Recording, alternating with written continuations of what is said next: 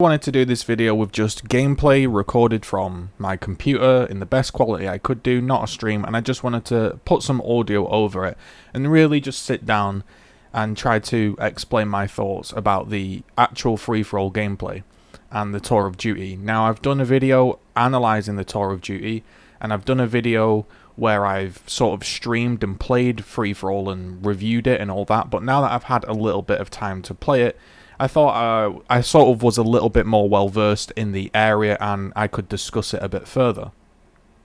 So, free-for-all has been hyped up by every single community member, every single streamer, every single YouTuber that I've looked at.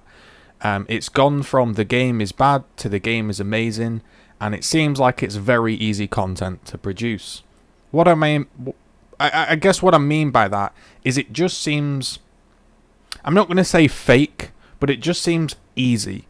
To me, bringing out content that is, the game is bad because people are, quote, bashing it, and then when people then say, hey, the game's good, bringing out content saying the game is good, it's just a very simple way to sort of align your content with the people. Does that make sense?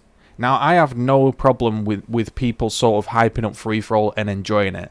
There are many content creators out there that have been making Gears content forever, and I understand they're going to be excited about the game, and I would not want to take away from anybody's excitement. They are fully entitled to be excited and looking forward to the new gameplay that the game they enjoy has to offer. I'm not some Grinch that's just intentionally looking to moan or anything like that. I'm just having fun and I'm giving my honest opinions. I don't have the best gameplay in the world. I don't have the most interesting sort of excitable persona. I don't have the best quality stream or anything, but what I have had for the past decade or so is just an honest opinion on what I play, and that's all I can do.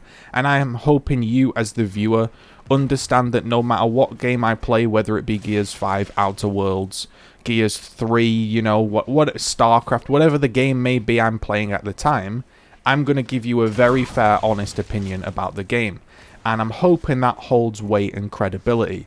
Now, this game I'm playing is from my very first gameplay in free-for-all. This is the very first game I played, and I have 3 gameplays that I'm going to talk over and post them in the next few days.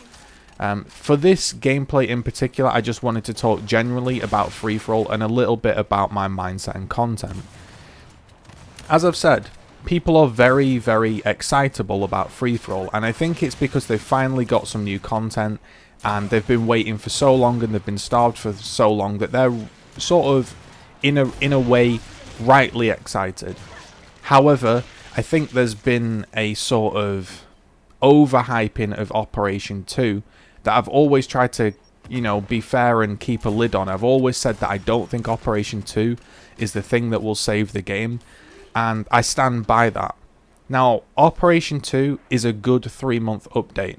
It's got content, it's got free-for-all, and honestly, yeah, I did have fun in free-for-all. The first couple of hours I had a blast on, and then the last couple of hours I didn't really enjoy.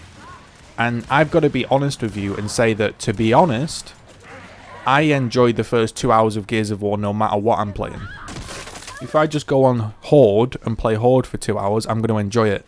If it's King of the Hill, I'm going to enjoy it. If it's free-for-all, I'm going to enjoy it.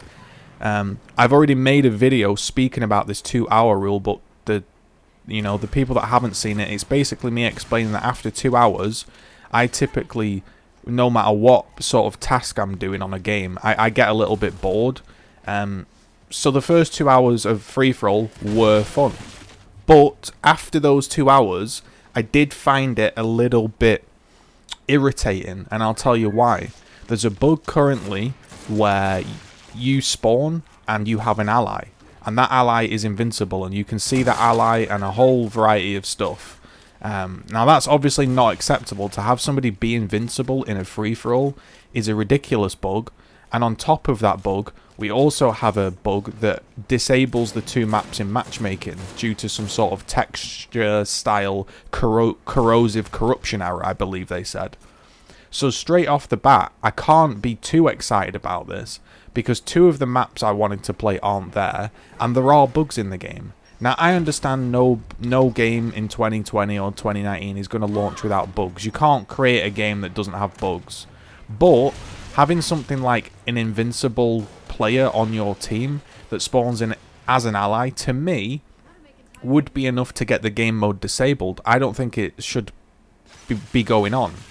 Now, I understand it's quick play, and it's not ranked, which leads me on to my next issue. For me, Operation 2 has had a lot of crashes as a PC player. Previously, I'd not crashed once on Gears 5. Gears 4, I crashed every single time I played a match, and I couldn't really play Gears 4.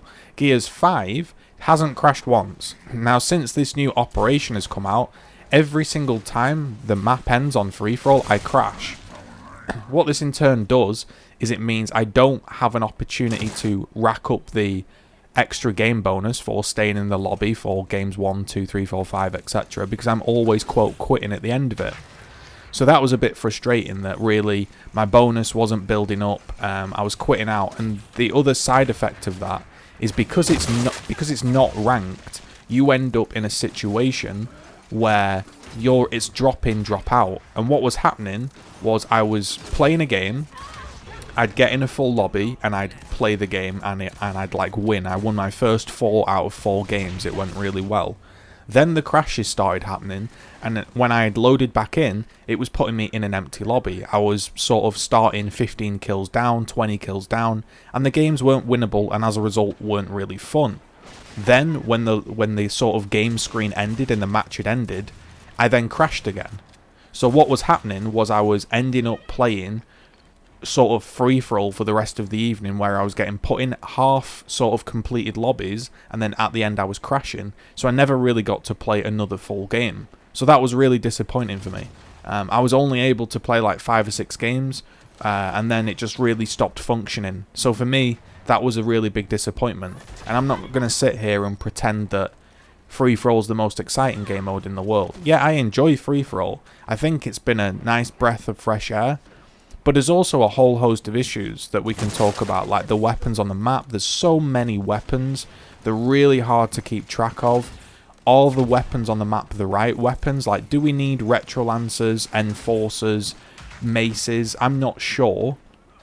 You know, there's that whole debate that we could get into. Now, again, I enjoyed it, and I think that this type of gameplay was needed. I do think every game should have a good free-for-all mode, because games are getting too team-based. But again, I have to stay true to myself and be honest. Listen, it would be really easy for me to sit here and just hype up free-for-all and produce content after content saying, here's an epic win I got in free-for-all, oh, we're smashing it and all this, like, this is the blood spray, like when you kill somebody a blood spray appears on screen and get all overhyped and stuff. But that's not me. I can't do that. So what I can say to you is, listen, free-for-all, when it works, has been fun. Currently, for me, it doesn't work enough, and there are a few issues with general gameplay, like spawn protection. I've shot lots of people that have got spawn protection and as a result been shot in the back, or wasted my last boom shot on somebody with spawn protection.